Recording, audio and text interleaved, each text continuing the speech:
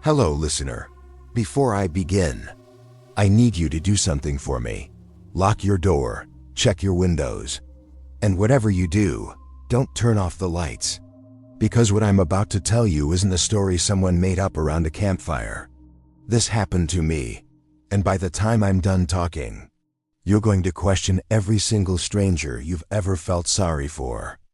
My name is Daniel Mercer. I'm 31 years old. I live alone in a rented house on the edge of a small town called Harwick. Population maybe 4,000, mostly retirees and farmers. The kind of place where people still leave their front doors unlocked.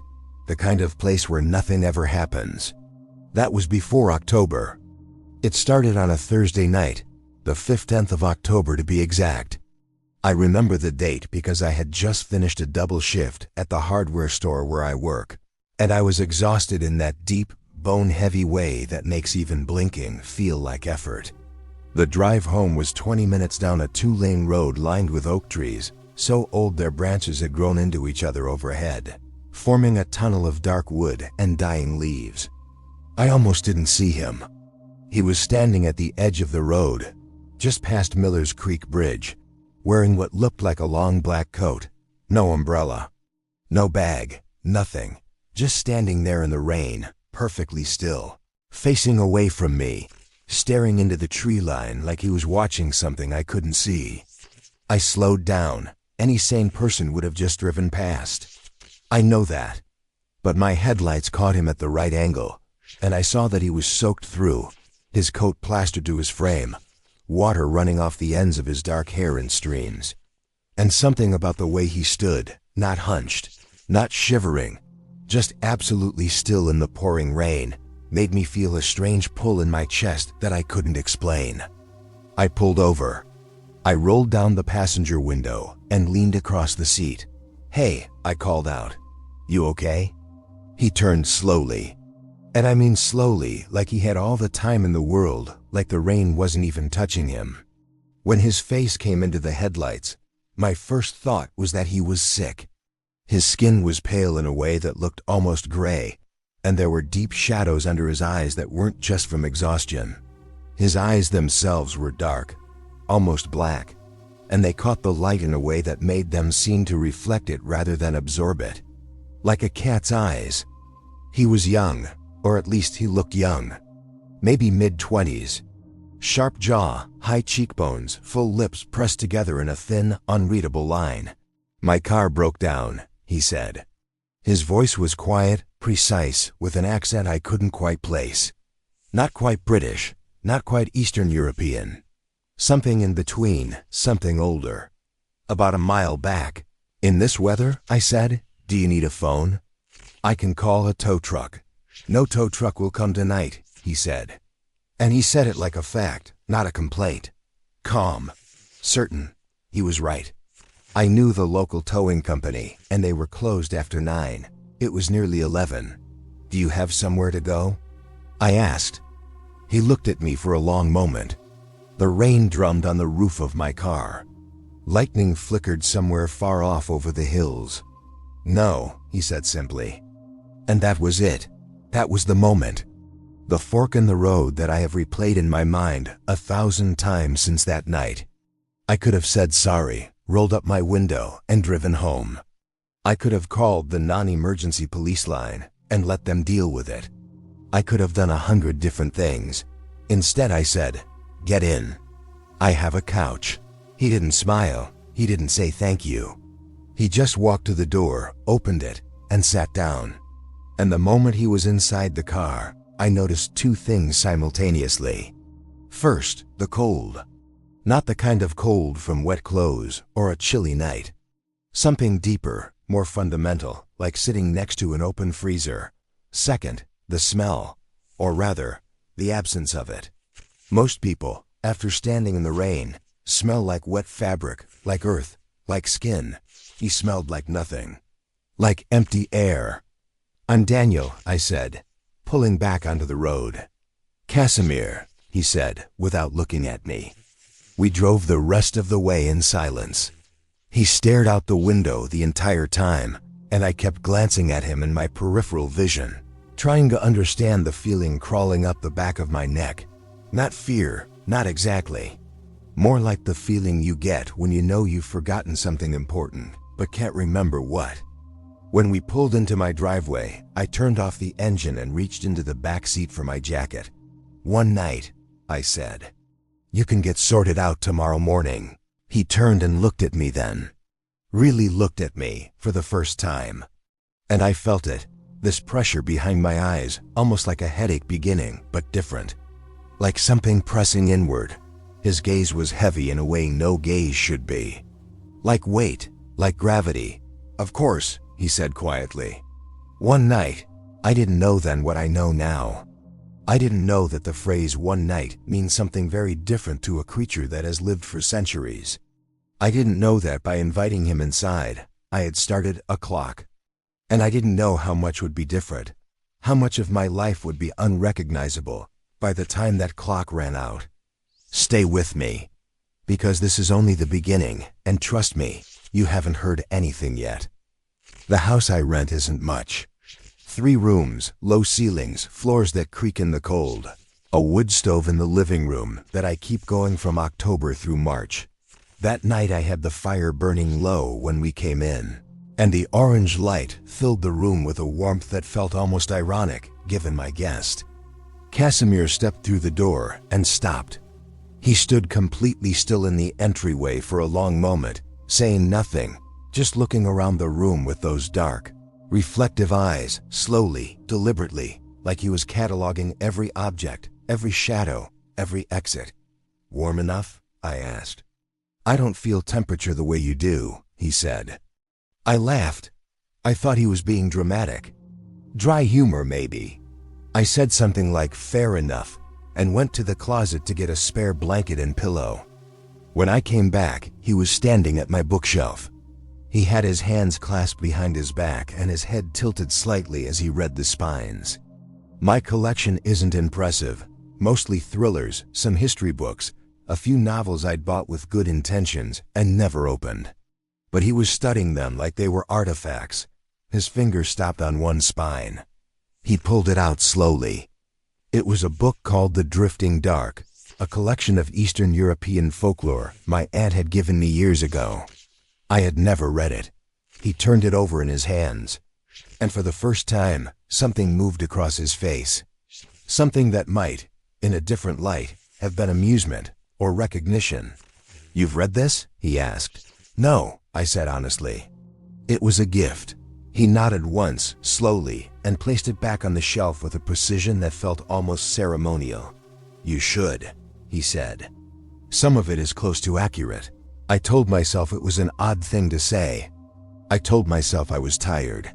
I set up the couch with the blanket and pillow and showed him where the bathroom was. I told him to help himself to anything in the kitchen. He thanked me with a small incline of his head. Formal, old-fashioned, and I went to bed. I didn't sleep well. Not because of noise. Casimir made none. That was actually part of what kept me awake. I'm used to a house that breathes.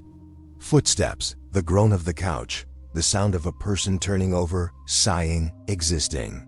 From the other room came absolutely nothing. Complete, unnatural silence. I lay in the dark listening to it like I was listening to a void. At some point, around 3 in the morning, I got up to use the bathroom. I padded down the hall quietly, passing the living room doorway. The couch was empty. The blanket was folded. The pillow was set on top of it, perfectly centered. And Casimir was standing at the window, the one that looks out at the backyard, with his back to me, completely motionless, staring into the dark, still wearing his coat. I froze. I watched him for maybe 10 seconds. He didn't move. He didn't seem to breathe. He just stood there, looking out at the dark garden and the tree line beyond. I went back to bed without saying anything. I told myself he was a night owl. I told myself some people just don't sleep well in unfamiliar places. I told myself a lot of things that night. In the morning, he was back on the couch. Or at least he was sitting on it when I came out at 7. Sitting completely upright, hands on his knees, already awake. Or whatever state counted as awake for him. His coat was still on. He looked exactly as he had the night before. Not rumpled, not groggy. Just there, present, like a piece of furniture. "Coffee?" I offered. "No, thank you. You eat?" "I can make eggs." A pause. "Not this morning." I made coffee for one and sat at the kitchen table and tried not to feel strange about the man in my living room who apparently didn't sleep or eat or drink. I told myself I'd drive him into town after breakfast, help him figure out his car situation, and that would be that. "I need to ask you something," he said from the doorway. I looked up. He was leaning against the doorframe, arms crossed, watching me with that steady, unreadable gaze. "I need to stay another night," he said. "Why?" I asked. "The people who are looking for me," he said carefully, "travel in daylight. It is safer if I move at night." The sentence landed in the kitchen like a dropped stone. I held my coffee mug and looked at him. "People are looking for you," I repeated. "Yes, what kind of people?" He considered the question. "The dangerous kind," he said. "And here's the thing I still can't fully explain. I should have said no. Every rational part of me knew I should say no. But when he looked at me across that kitchen, with those dark eyes that carried some weight I couldn't name, I felt that pressure again, behind my eyes and my temples, like a gentle hand pressing against the inside of my skull. Not painful, not forceful, just present. And I heard myself say, "One more night." He nodded. He went back to the living room. I sat there with my coffee going cold and tried to figure out why I felt like I had just made a decision that wasn't entirely my own. It was only later, much, much later, that I would learn the word for what he had done to me. It's called thralling, a soft compulsion. A whisper planted not in your ears, but in the part of your brain that makes choices. Not a command, just a nudge. Subtle enough that you think the thought is yours. The most dangerous kind of influence in the world, because you never know it's happening. But I'm getting ahead of myself. If you're still listening, good, don't go anywhere. Because tonight, things are about to get very, very complicated. And before we go further, if this story is pulling you in, hit that subscribe button right now. There are more stories like this one waiting for you. More nights. More things that shouldn't exist. Don't miss them. The second day passed quietly, too quietly. Casimir barely moved from the corner of the room where he'd settled into the armchair near the window. Every time I checked on him, he was the same. Seated upright, hands folded, gaze fixed somewhere beyond the glass. Not looking at anything I could see. Just watching, waiting. I went to work. I know how that sounds. I left a stranger alone in my house. But by then the thralling had its hooks in me, even if I didn't know the name for it yet. I felt calm in a way that didn't match my situation. Settled, like everything was fine. Like I had known Casimir for years, and there was nothing unusual about any of this. That manufactured calm would be the most dangerous thing he ever did to me. My coworker Priya noticed something was off before I did. She's sharp like that. We were restocking the paint aisle when she looked at me sideways and said, "You look gray, Daniel. Like, actually gray. You sleeping?" "I had a rough night," I said. "You eating?" I thought about it. I hadn't eaten breakfast. I'd been so focused on getting out of the house that I'd skipped it. "I'll grab something at lunch," I said. She kept watching me. "You sure you're okay? You seem somewhere else." I smiled and told her I was fine. I wasn't fine. But I didn't know that yet. I left work at 5 and stopped at the grocery store on the way home. I bought pasta, sauce, bread, normal things. As I was walking to my car, I nearly collided with someone coming around the end of an aisle. He was tall, broad-shouldered, with a wide-brimmed hat pulled low and a long coat the color of dried blood. He had his hands in his pockets and he was moving fast, purposefully, scanning the store as he walked like he was looking for something specific. When we nearly bumped into each other, he stopped and looked at me, and the look lasted about 1 second too long. "Sorry," I said automatically. He said nothing. just studied my face with pale, sharp eyes and then kept walking. I stood in the parking lot afterward and told myself it was nothing, just a stranger, just bad timing. But my hands were shaking as I loaded the groceries into the car, and I couldn't explain why. When I got home, I found Casimir no longer in the armchair. He was in the kitchen, standing at the counter. And on the counter in front of him was the book from my shelf, The Drifting Dark, open to a page in the middle. He wasn't reading it. He was looking at something in the back garden through the window above the sink. "Someone was looking for you today," I said before I could stop myself. "At the grocery store. Big guy, wide hat." He looked at me like he recognized me even though I've never seen him before. Casimir's posture changed, just slightly. A tightening across the shoulders. "What did he do?" he asked, still facing the window. "Nothing, just looked at me." Then walked away. A silence. "He was reading you," Casimir said quietly. "Reading me? Seeing if you were significant. Trying to determine if you knew anything." He turned then. "He's one of the Vanatori." "The what?" He said it again slowly. "Vanatori, hunters. In Old Romanian it means simply those who pursue. They have been pursuing me for 63 years. I set the groceries down on the kitchen table. I sat in a chair because I felt like standing was becoming optional. 63 years, I said. "Yes. How old are you?" He returned his gaze to the window. Old enough that the question has become difficult to answer precisely. I looked at the open book on the counter. From where I sat, I could see the page. An illustration in faded ink. A figure with a long coat and dark eyes, surrounded by kneeling human shapes. Above it, a caption in old-style text. "The Undying Lord and His Bound." I looked at Casimir. At his pale gray skin, his absolute stillness, his coat that never came off, his complete disinterest in food or warmth or sleep. I looked at the book. "Casimir," I said slowly, "what are you?" He turned to face me fully for the first time since I'd come in. His eyes in the kitchen light were darker than I remembered. And in the silence before he answered, I heard the old floorboards shift, not from wind, not from settling, but from something, somewhere, moving along the outside wall of my house. Something that was listening. He didn't answer right away. He moved to the kitchen light switch and turned it off. The room went dark, or nearly dark, lit only by the pale gray light coming through the windows. He moved to the window above the sink and closed the curtains, then did the same to the one beside the table. Each movement was precise and silent, like a man performing a ritual he had done 10,000 times before. Then he turned and looked at me in the dimness. "You already know," he said. "You just need me to say it."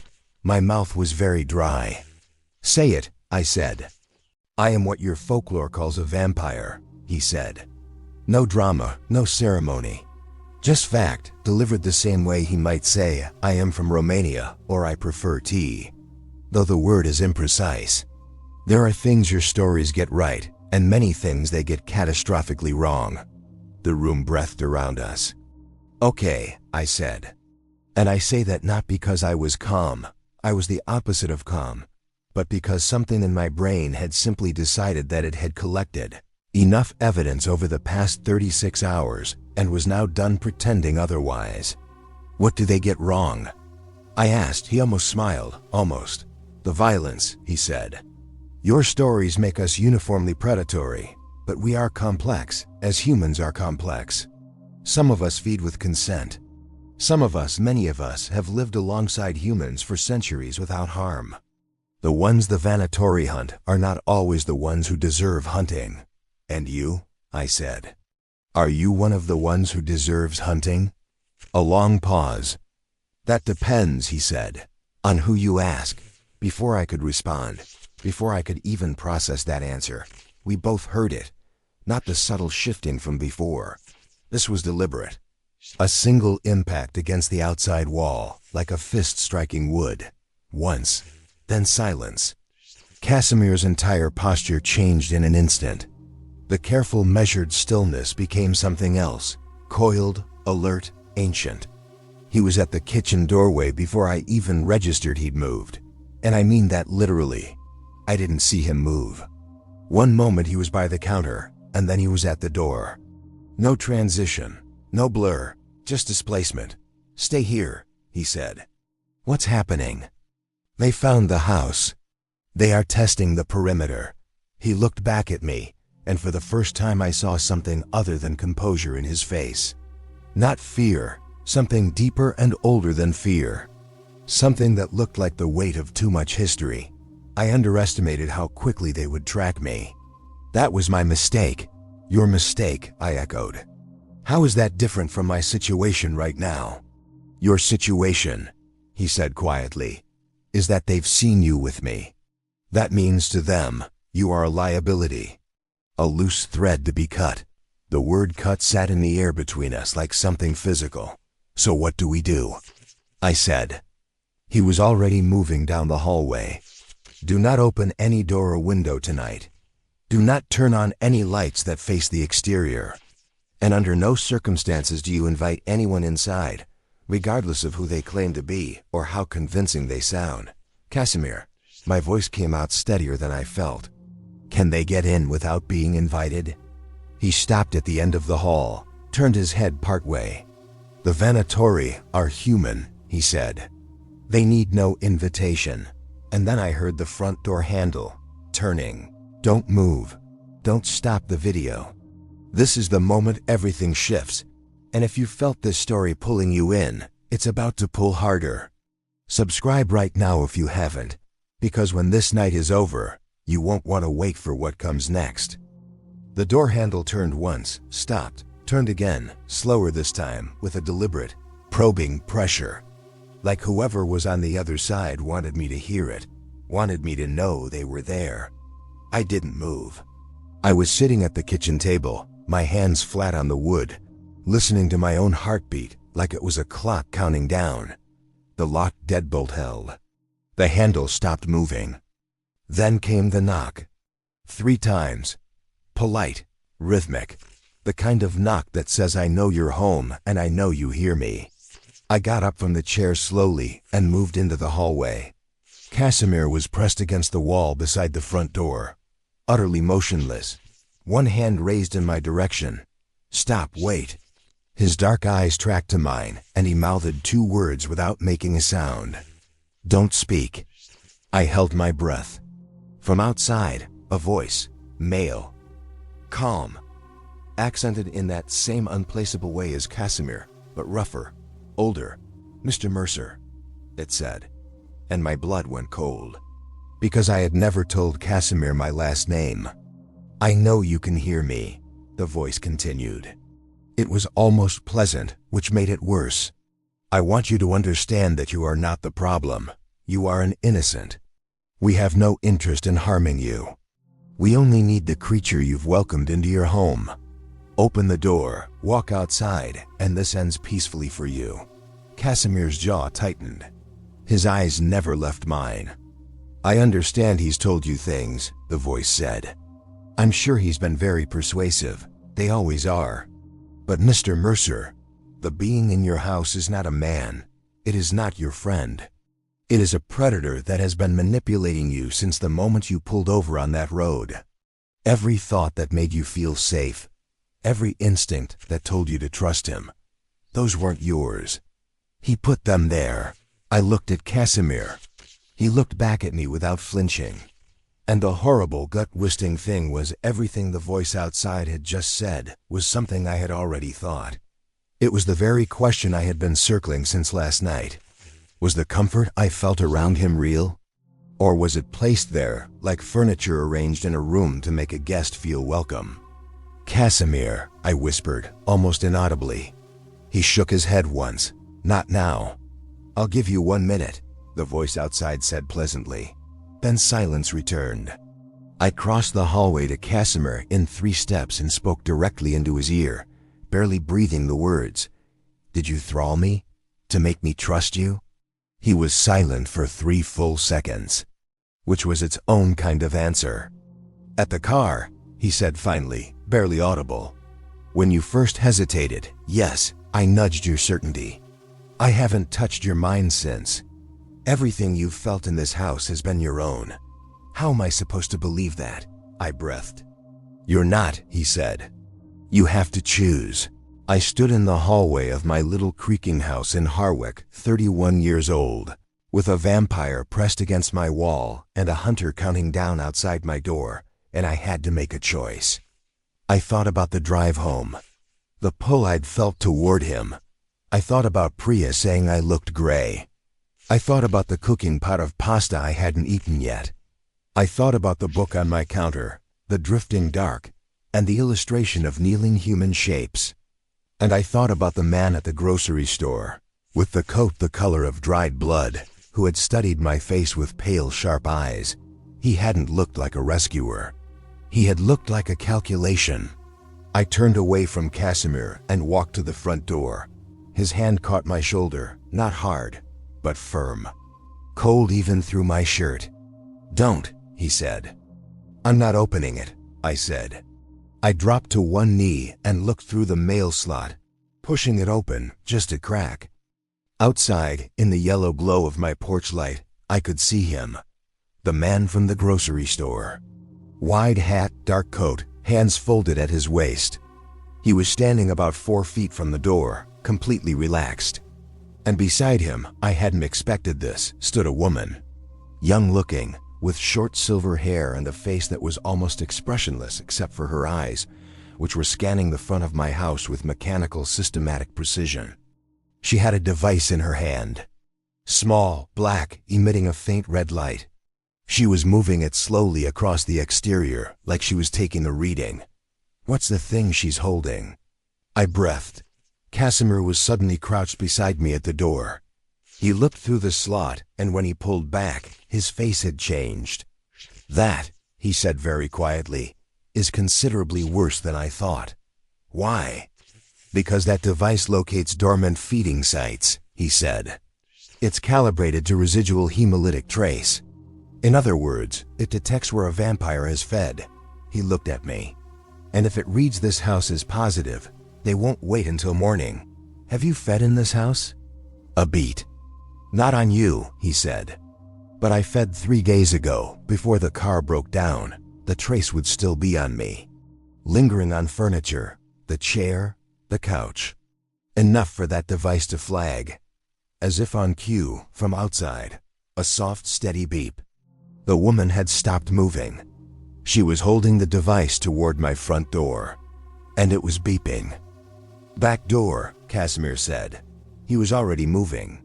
I followed him through the kitchen, past the groceries I hadn't unpacked, past the open book on the counter, and I grabbed my car keys off the hook by the sink without thinking, running on instinct now.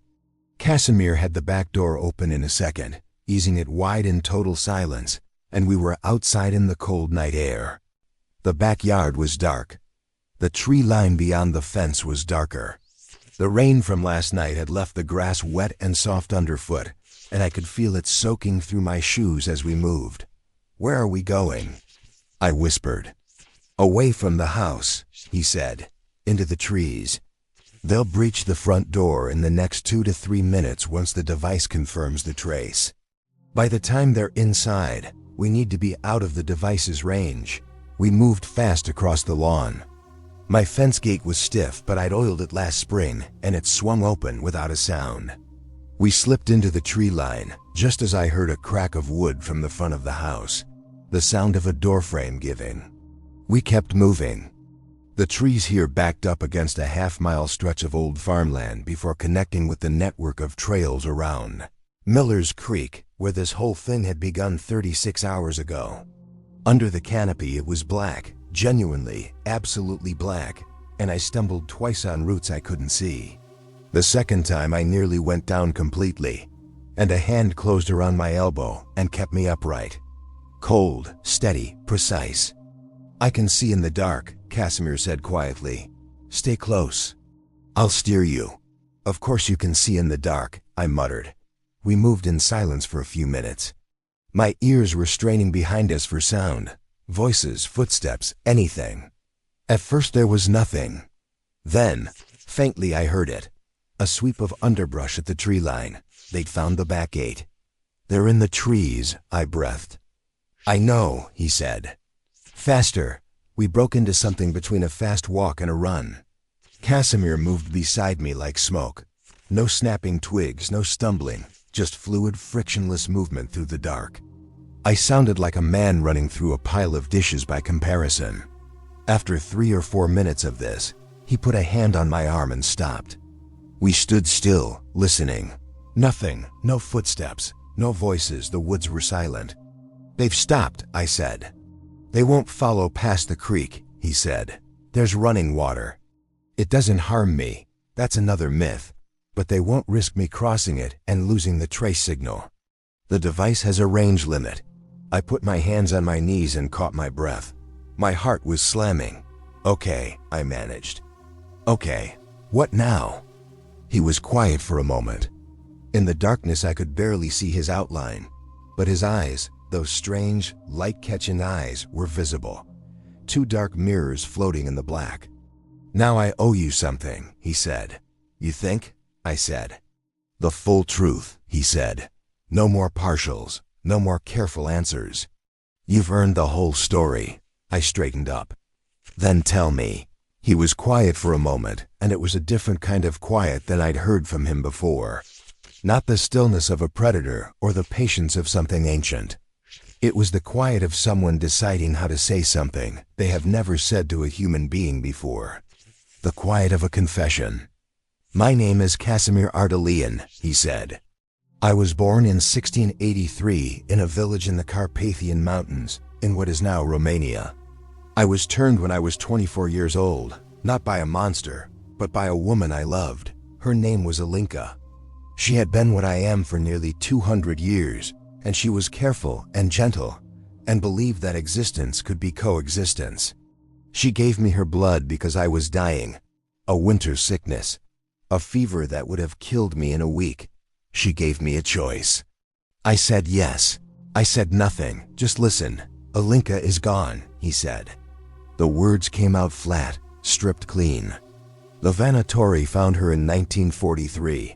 They have been hunting the bloodline she belonged to for 4 centuries. There are perhaps a dozen of us left who carry that turning.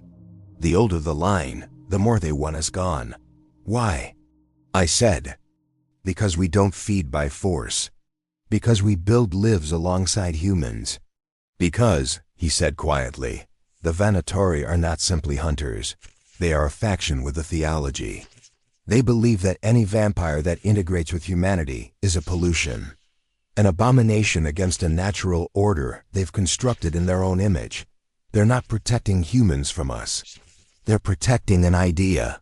I leaned against a tree. Above me through the branches, a few cold stars showed where the cloud cover had thinned. And me? I said, what does knowing all this mean for me? Another silence. Longer this time. It means, he said carefully, that you have a choice to make. You can walk away from here tonight, go to Priya's or a motel or anywhere, and I will disappear and you'll never see me again. The Vanatori will monitor you for a time, a few weeks perhaps, and when you don't lead them to me, they'll move on. Or, I said. Or, he said, you help me reach the one person who can end this particular hunt. Someone who can call off the Vanatori on my bloodline, at least temporarily.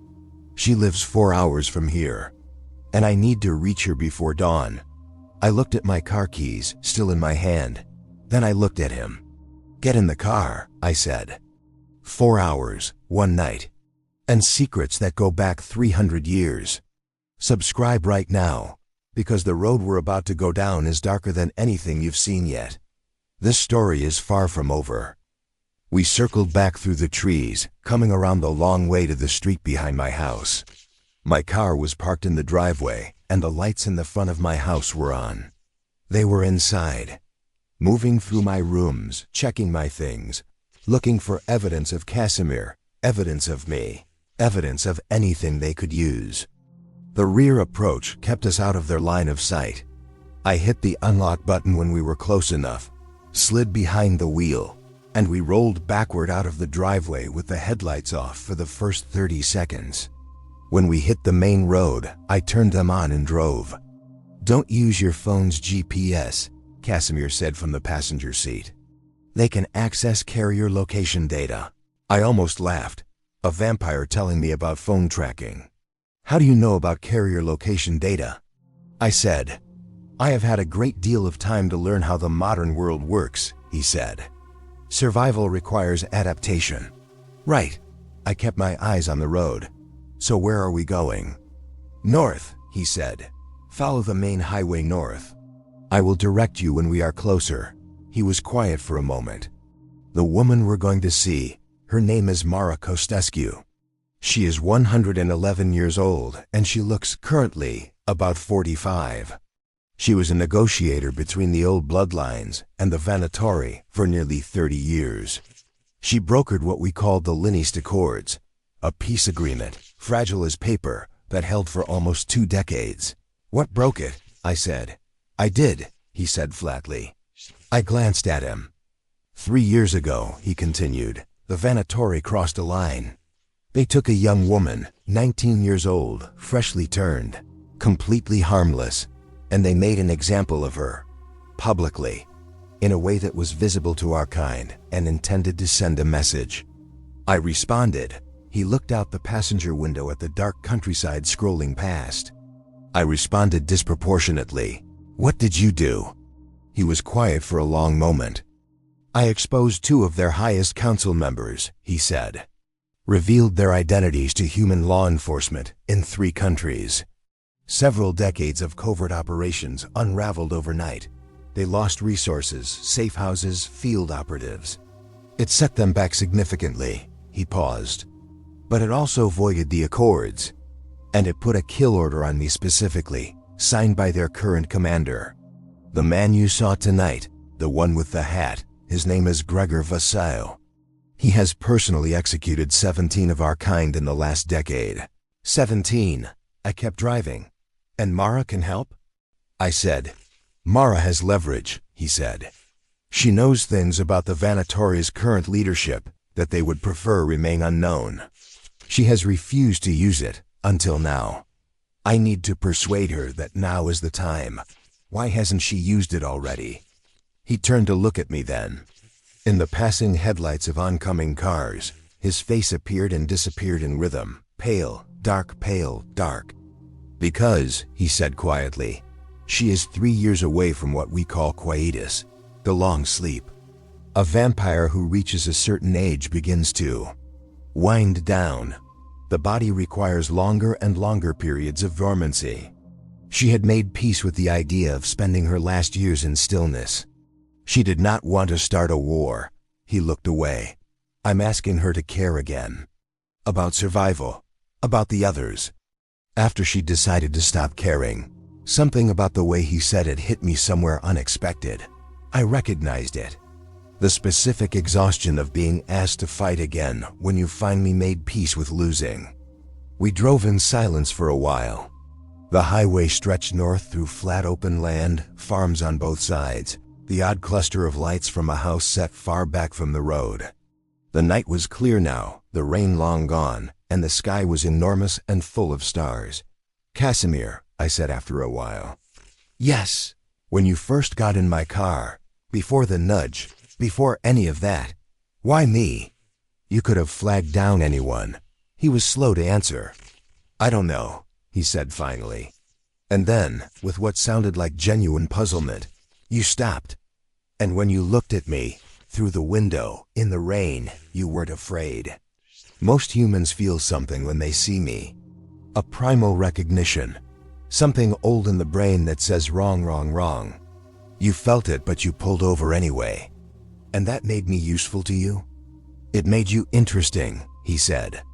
And there was something in the word that sounded less like calculation and more like something else entirely.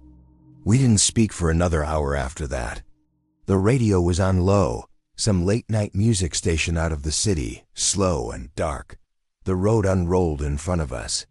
And I sat behind the wheel of my ordinary car, driving an ancient vampire to see a 100-year-old woman, with hunters likely on the road somewhere behind us, and I thought, nobody is ever going to believe this.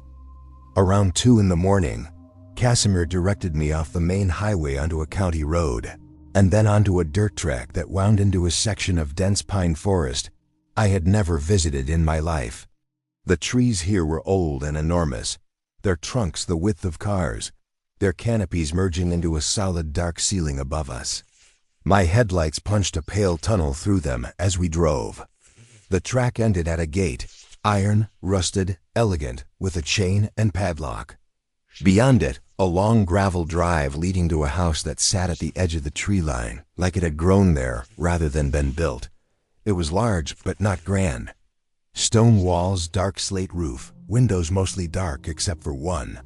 On the ground floor, to the left, where a warm amber light glowed steady behind a curtain. Someone was awake. Casimir was out of the car before I'd fully stopped. He went to the gate, and the padlock opened without a key. I couldn't see exactly what he did. Some slight manipulation of the mechanism, fast and precise. He swung the gate inward and motioned me through. I pulled up the drive and stopped in front of the house. Casimir was already at the front door. He lifted the iron knocker, a hand holding a sphere, and knocked 4 times in a specific rhythm. A pattern, silence, then footsteps. Then the door opened. She was not what I expected.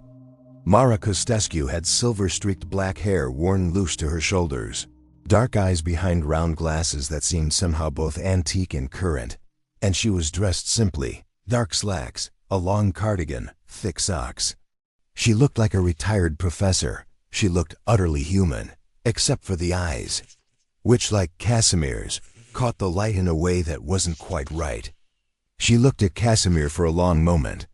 Her expression was unreadable, not cold, not warm, measured. Then she looked at me. "You brought a human," she said, in English but with an accent that made each word sound carved from something solid. "He helped me," Casimir said. "He needs to be inside these walls tonight." She studied me for another moment. Then she opened the door wider. "Come in," she said. "Both of you." The inside of the house was extraordinary and strange. Books, thousands of them, floor to ceiling in every room I could see, in dozens of languages, many so old the spines were illegible. Artifacts on shelves, carved wooden objects, small bottles of dark liquid, instruments I couldn't name. Maps on the walls, antique and annotated in different colored inks over decades. The amber light came from lamps, actual oil lamps, not electric, and they cast the whole interior in warm, wavering gold. She led us to a sitting room, and we sat. She sat across from Casimir and set her glasses on the arm of the chair and looked at him the way a grandmother looks at a grandchild who has shown up unannounced and has clearly caused trouble. "Gregor has a kill order," he said without preamble. "I know," she said. "He's using Kalev technology now. The hemolytic trace devices." A flicker of something moved across her face. "How many operatives?" "At least 2 in Harwick. More on the road, I guess. They tracked me faster than I anticipated." She folded her hands in her lap and looked at the lamp on the table between them. The flame wavered. "You know what you're asking me to do," she said quietly. "Yes. You know what using those records means. For my remaining years. For the peace I've made with those years." "Yes," he said again. And then softer, "I'm asking anyway." Mara said nothing for a long time. Then she turned and looked at me, really looked at me, in the way that both she and Casimir seemed to do, with a weight that felt almost physical. "Young man," she said, "Daniel, how much of this do you understand?" "Enough to be terrified," I said honestly. She almost smiled at that. "Good. Terrified is accurate." She looked back at Casimir. "Tell me about the girl they took." 3 years ago. "Tell me what you know about what happened after." And Casimir told her. I won't repeat all of it. Some of what he described, I don't want to put into words even now. What the Vanatori had done was systematic and deliberate. Not just an execution, but a message, constructed to demoralize every hidden community of their kind across the continent. And it had worked. In the 3 years since, Dozens of vampires from peaceful bloodlines had gone into permanent hiding, cut off contact with each other, abandoned lives they'd built over decades. By the time he finished, the oil lamp had burned visibly lower. Mara sat perfectly still for a long moment. Then she removed her glasses from the chair arm and put them back on, with the air of someone deciding to see more clearly. "There is a man," she said quietly, "on the Vanatori Council. A man who was not born into the Order. He came to them 20 years ago with a secret and a proposal, and they welcomed him because of what he offered. What he offered was my silence." She looked at Casimir steadily. "He has been blackmailing me, in essence. As long as I stay quiet and don't use what I know, his secret stays safe and the Order leaves me alone to die in peace." "What's his secret?" Casimir said. She looked at him for a long moment. "He is not human," she said. "He never was. A hunter who isn't human. A secret 3 decades old. And a night that has hours yet to go. Don't you dare close this video. We are in the heart of it now. Subscribe and stay close. You'll want to hear what Mara says next." The silence in the room after Mara spoke held the weight of a stone dropped into deep water. "Say that again," Casimir said. "Alexander Roth," Mara said. "He joined the Vanatori Council in 2004, presented himself as a third-generation hunter. Former military intelligence, fluent in 6 languages, considerable resources. They promoted him within 4 years. He is now their second in command, the strategic mind behind everything Gregor executes in the field. And he's a Dhampir," she said, half-turned. "His mother was a vampire who chose to reverse the process before it completed. A rare and extraordinarily painful procedure. She survived it, but her son was born in between, not human. Not fully what we are. Something that wears both faces and belongs completely to neither." I sat very still in my chair. "Why does he hide it?" Casimir said. "Because the Vanatori would destroy him if they knew," Mara said simply. "Their theology makes no exception. What he is to them is an abomination by definition. Everything he has built, the influence, the authority, the crusade he has led against bloodlines like ours, would end. He would become the hunted." She looked at her hands. "He came to me 12 years ago, when I still had field contacts, and told me what he was. He showed me proof. He asked me never to speak of it. In exchange, he promised the Order would leave me alone. He used you," Casimir said, not angrily, just as fact. "He protected me," she said, with a complicated weariness, "from his own people. Who would have come for me years earlier without his intervention?" She paused. "I don't hate him for it. I understand him perfectly. He has built a life on concealment. He destroys others like himself to prove his humanity to men who would kill him in the same breath. And if you expose him," Casimir said. "The council fractures," she said. "The kill orders collapse. Gregor loses his mandate without Roth's strategic backing. The organization doesn't fall apart. They've survived worse, but it buys time, years, perhaps. Enough time for bloodlines to relocate, to disappear properly, to survive." She looked at Casimir directly. "Is that what you want? Is that worth what it costs?" "What does it cost you?" he said quietly. She was quiet for a long moment. "My arrangement with Roth ends the moment I use what I know," she said. "He will tell the council about me, about my location, my contacts, everything.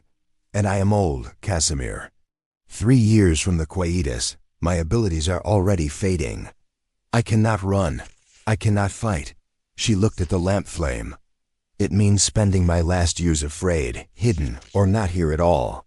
The room was very still. I had been sitting quietly through all of this, watching them. 2 ancient people negotiating with centuries of weight behind every word. And something pushed through the silence in me and came out before I could stop it. What if he didn't have to be hidden? I said. They both looked at me. "What if," I said slowly, working it out as I spoke, "we go public, actually public? Not to the hunters or to the bloodlines, to people, regular people. I work with someone who runs a podcast. It has 200,000 listeners. And I know a journalist who writes for a national outlet. What if instead of a covert collapse of the council, we put the whole thing on record? The Vanatori, Roth, what they've done. Under human law, an organization that executes people, regardless of what those people are, is still committing murder. Casimir stared at me. Mara stared at me. You're suggesting we bring humans into this, Casimir said carefully. You brought a human into this 2 days ago, I said. And here I am. Still alive and actively trying to help. I looked at Mara. The deal Roth offered you was about keeping secrets. The only thing that actually protects you is if the secrets stop being powerful. You expose him, but you do it publicly enough that the Vanatori can't respond without the whole world watching. Another silence. Mara looked at me with something that hadn't been in her expression before. Something that was, I think, genuine curiosity. She turned to Casimir. Where did you find this one? She said. Standing in the rain on a county road, Casimir said. And there was something in his voice that I hadn't heard from him before, either. Mara rose slowly from her chair and moved to the bookshelf on the far wall. She reached behind a row of books and withdrew a flat wooden box, old and dark with oil. She carried it to the table, set it down, and opened it. Inside, nested in aged cloth, was a stack of photographs, documents, a small USB drive, and 3 sealed envelopes with official-looking wax seals. I have been keeping this for 12 years, she said quietly. In case I ever had reason to use it. She looked at me. I think I found the reason. We worked through the rest of the night. Mara had a printer, old but functional, and a laptop that she opened with the confidence of someone who had deliberately learned how to use modern technology and resented none of it. She translated several of the documents from Romanian herself, speaking quietly and precisely as she typed. Casimir cross-referenced dates and names against his own memory, that extraordinary, centuries-long memory, confirming details, adding context, filling gaps. I called Priya at 3:30 in the morning. She answered on the second ring because Priya is Priya and always answers. Daniel, why are you calling me at 3:30 in the... I need you to call Marcus, I said. Marcus was her cousin, the journalist I'd mentioned. Tonight, now if possible. I have something. A pause.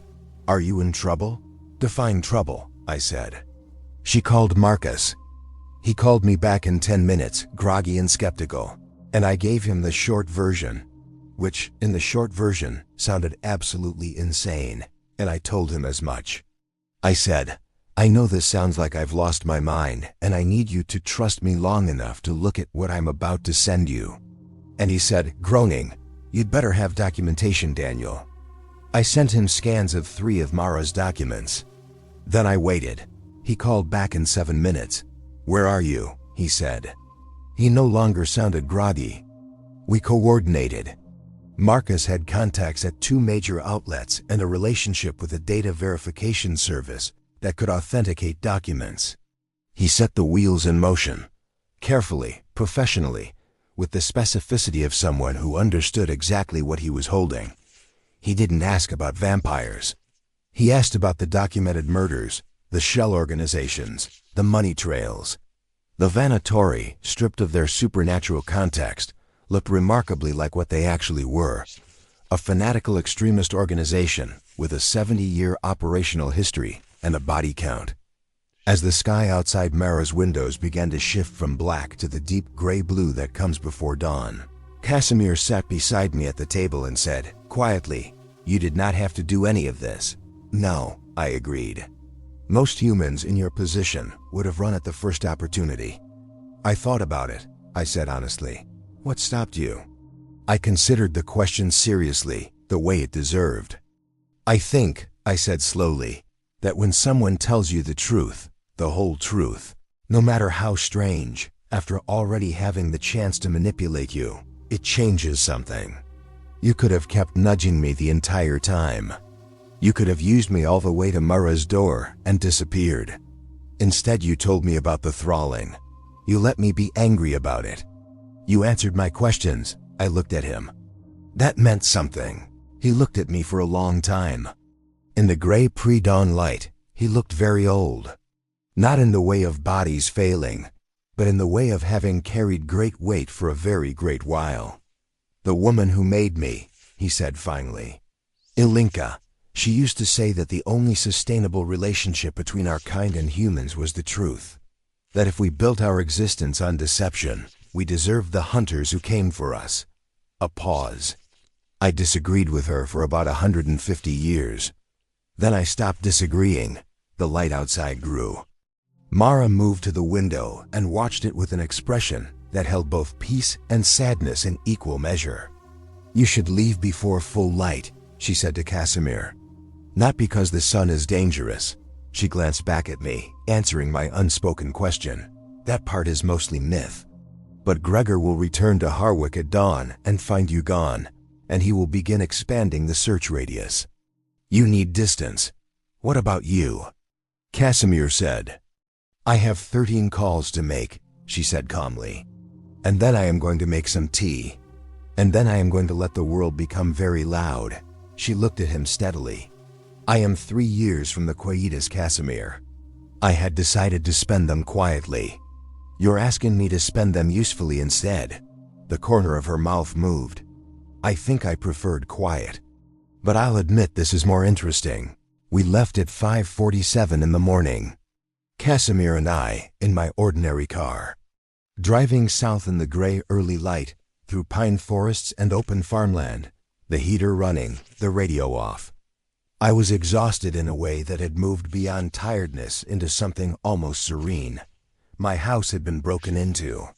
I'd run through the dark in wet shoes. I'd driven 4 hours in the middle of the night. I'd helped document and transmit materials that were going to cause, within 24 hours, a significant and very public unraveling of a covert organization that had operated in the shadows for nearly 3/4 of a century. I thought I'd probably sleep for a week after this. "Where will you go?" I asked. "East for a while," he said. "I have contacts in 2 cities. Places I can disappear into while the noise settles." I nodded. We drove for a while longer. "Casimir," I said. "Yes, if I'd known all of this, that night on the road, if I'd known who you were, what you were, what it would mean, would you still have gotten in the car?" He thought about it. Really thought, in his careful, thorough way. "I would have compelled you less," he said, "and asked you more honestly, a beat. But yes, I still would have taken the chance." "Why?" He turned and looked at me. And for the first time, without the dim light or the crisis or the urgency, just the morning, I saw something very simple in his expression. "Because you stopped," he said. "And in 314 years, very few people have stopped." I dropped him off at the edge of town. A crossroads, literally. One road going east toward the highway, one going north back toward Mara's forest, one going west toward nothing much at all. He stood beside the passenger door after he'd gotten out, one hand resting on the roof of the car, and looked at me through the open window. "The journalist," he said. "Make sure he protects his sources carefully. The Venatori have people in several major newsrooms, not many, but enough to cause delays if they know this story is coming." "I'll tell him," I said. "And the device," he said. "The hemolytic trace reader, the one they used on your house. If you can get hold of the physical unit, even photographs of the serial number, there's an engineer in Stockholm who can trace the manufacturer. That gives Marcus another thread. You're remarkably good at this for someone who's been a fugitive for 60 years, I said. Something crossed his face that was unmistakably a smile, brief, precise, oddly warm. 63 years, he corrected. And I had a great deal of time to think about how I would win this if I ever got the chance. He straightened. He buttoned the collar of his coat. He looked up at the pale morning sky with those extraordinary eyes. "Go home, Daniel," he said. "Get some sleep. Things are going to move quickly now." And he walked east. I sat at the crossroads and watched him until the road curved and the trees took him. He didn't look back. I drove home. My house was a disaster.